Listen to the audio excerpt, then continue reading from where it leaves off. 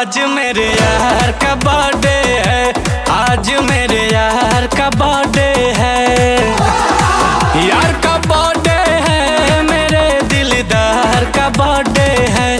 आज मेरे यार का बर्थडे है, आज मेरे यार का बर्थडे है। अरे लगता है,